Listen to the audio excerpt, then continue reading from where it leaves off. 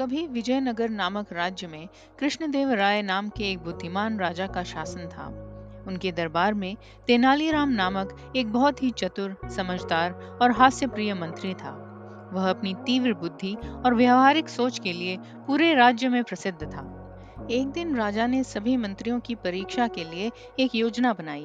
उन्होंने सभी मंत्रियों को बुलाकर कहा, मैं चाहता हूँ कि तुम सभी मुझे कोई ऐसा जानवर लाके दो जो राज्य की सबसे उपयोगी वस्तु हो और साथ ही सबसे अनुपयोगी भी। सभी मंत्री चकित हो गए।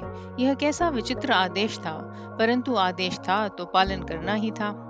अगले दिन मंत्री विभिन्न जानवर लेकर उपस्थित हुए।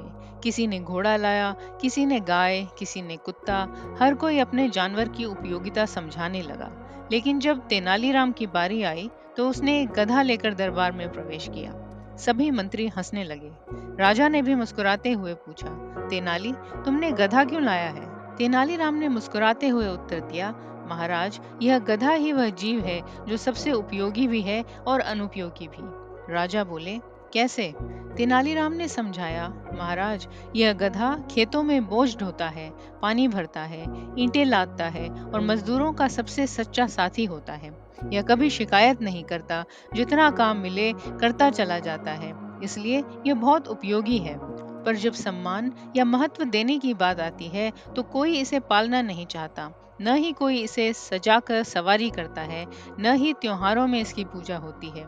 यहाँ तक कि इसे गालियां देने के लिए भी प्रयोग किया जाता है। इसलिए यह सबसे अनुपयोगी भी समझा जाता है। राजा मुस्कुरा उठे। उन्होंने सभी मंत्रियों की ओर देखा और बोला, अब समझ आया कि असली बुद्धिमानी क्या होती है।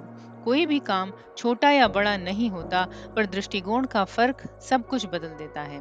हर चीज की उपयोगिता हमारे दृष्टिकोण पर निर्भर करती है। जो व्यक्ति साधारण दिखता है वही सबसे अधिक मूल्यवान हो सकता है। आप देख रहे हैं सुनो और सुनते ही रहो। हमारा चैनल पुरातन ग्रंथों को सरल भाषा में आप तक पहुंचाने का एक प्रयास है। कृपया चैनल को सब्सक्राइब कीजिए और हमारे साथ जुड़िए। हम हिंदू धर्म ग्रंथों, साहित्य और इतिहास में से प्रेरणादायक कथाएं आपके लिए लाते रहते हैं।